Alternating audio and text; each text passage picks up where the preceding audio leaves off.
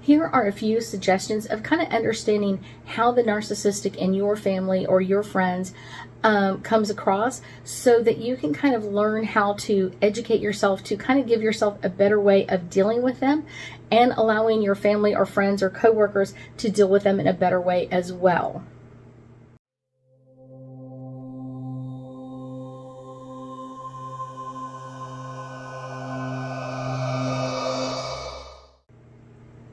So I have found that each narcissistic personality kind of deals with certain things. It's kind of like these are their go-tos of how to like deal with other people or work through other people's energy. And that's kind of an important way to think about this. And I will tell you, one of the best things to do is before the party happens or before the interaction happens or the meeting or whatever else, to kind of really set some healthy boundaries with the narcissistic. When you set healthy boundaries and when they get close to those healthy boundaries, letting them know, because a lot of times they'll, like, out of the situation, they will say, oh yes, I'll hold that boundary, I won't say anything or I won't do this. But when they get in the situation, they get nervous and overwhelmed, and so then they're kind of like, let me just throw anything at them. But if you have set boundaries with them, that seems to help a lot to kind of hold them within those boundaries of kind of like, this is our limit and this is it. And because a lot of times what they're going to do is they're going to keep pulling the attention of the room, even if they don't want it. It's like, I want the energy of the room on me, but it's one of those, I don't, at the same time, I don't know what to say. So it's kind of like they don't know what they're doing. And I will tell you the other part. So that's number one, is kind of like setting healthy boundaries. Number two is really practicing some major self-care, for not only for you, but for other people as well. I will tell you, I have another video that I'm doing on like what stones to wear to kind of keep your energy protected from a narcissistic. And I will tell you, when I have to deal with a narcissistic client or family member, I am wearing my stones, because it is so important to keep your energy protected, because if not, they will drain you emotionally. And a lot of times, even if you're wearing a stone, it may help you last a little bit longer, but also be mindful of, I need to get out of this situation. I need to take some time for myself. And that could be going to the bathroom for an extended period of time, or just like taking some breaths and kind of doing some meditation in there and kind of relaxing, or it could be getting out of the situation. I often tell my clients that have narcissistic family members that if you have to do Thanksgiving or Christmas or a holiday with a family members that have narcissistic personality disorder, it's one of those, like, number one, make sure kind of your self-care is like, make sure that you can leave at any time. So if that means that you're parked down the street, around the corner, whatever it is, so that when you're ready to go, you don't have to tell everybody else, like, I'm moving the car, I need out, or whatever else of the driveway. So make sure that you park in a way that you can easily leave the situation. Because a lot of times you get to that point where it's like, I'm overwhelmed. And if you stay and have to wait for so-and-so to move their car, move this or whatever else, it's kind of like you're already past that point. So it's like when people call it, it's like, I gotta get out of here. And if you don't, it kind of gets really, really overwhelming. My third way is avoiding like the blame. A narcissistic personality can really never take fault for themselves. They are always going to make it everybody else's fault. It's so-and-so's fault because I didn't do this. It's so-and-so's fault because I didn't do that. It's so-and-so's fault because, and they kind of end up pointing fingers at everybody else. It really isn't those people's fault, but it's one of those, they cannot take the blame for themselves. Like, literally, they cannot take the blame. So if they're blaming other people, it's one of those, know that that person feels pushed beyond their limit, you know what I'm saying, overwhelmed at times. And it can be overwhelming to just kind of have like that person's energy of like, I couldn't do this because you did this, and I couldn't do that.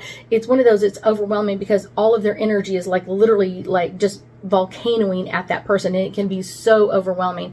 So make sure that you maintain your balance, and make sure that if they're blaming someone, that you can say something to them, or say, this is not the time or the place to be dealing with or talking about this. Even just saying that sometimes can bring them kind of back into reality of like, oh my goodness, okay.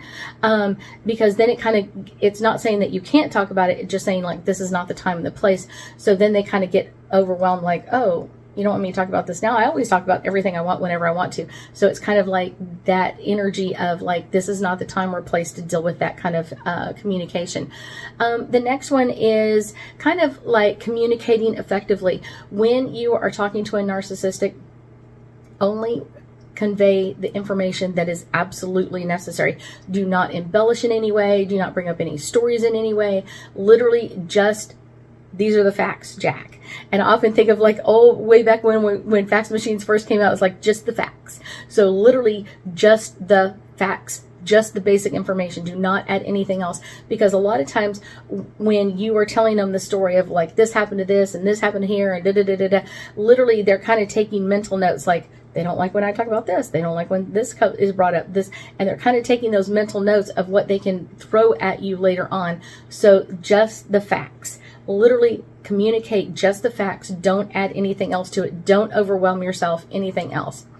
I will tell you kind of the next one is, you may want to seek some type of professional help if you have someone in your family, a spouse, a child, someone else in your family that has super harsh narcissistic energy, because that can help you kind of like learn how to work through it. Now, I will tell you, and part of that is there are tons of people online. I will tell you, one of the ones that I send a lot of my clients to, like Dr. Ramani, and I will list it below, is one of my absolute favorites. I love, love, love her. I love the way she deals with the energy and kind of like giving you the same lesson. So I often tell people, like, go find Dr. Ramani and listen to the same video 8, 10, 12, 50 billion times. Like, it doesn't matter how many times, like, listen to it. The one that really connects with you the most, like, that's this narcissistic personality, and this is what I need to know. Listen to it many, many times, so when it happens, you're more likely to, like, boom, let's say this. And then once you kind of get that video down, watch another video or whatever else. And I tell people, it's not like you need to have like an arsenal of things.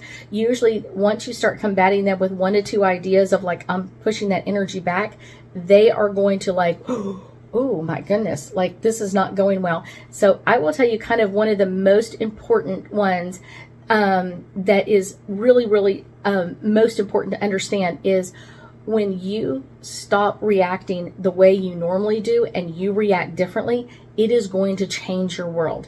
When you normally get mad, angry, upset, shut down, cry, whatever it, like however it is, and I'm not saying you can't do that. What I'm saying is, when you get to that stage, they've already won.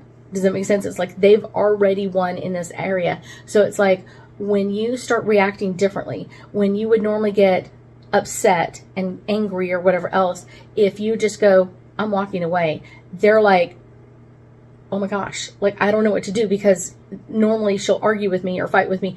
It knocks them completely off of like balance. So if you change how you react to them, it changes how they have to react to you. So that's just one of those like, yes, this is one of those like, yes, this kind of amazing energy of like, I'm changing how I'm reacting, or I'm not waiting until I'm super upset. It's one of those like, I'm walking away, or as soon as they start saying something and going like, I'm not talking about this, this is not the time or place to talk about this, and you're walking away, they're like, yeah. The kind of my last kind of note on all of this is, I will tell you, more often than anything else, usually the narcissistic personality, if they haven't been diagnosed having narcissistic personality disorder, they are going to blame you for being narcissistic. And a lot of times you're like, and if you're really thinking about it, you're not narcissistic. It's one of those, because a narcissistic personality, they will probably already figured out that they are narcissistic, and they love the reaction of throwing that energy at other people, because a lot of times people might say, oh, you seem a little narcissistic or like that, and they don't know what to say. So when they get an opportunity, they're going to throw that energy back at you. So that's one of those, like, get used to that personality of like throwing things back at you, so you can really bring this to a closed state, because that is going to help you more than anything else, is coming down with some easy comebacks or some easy ways to kind of pushing that energy back onto them. I thank you so much for joining me today, and I know that we'll be talking again soon.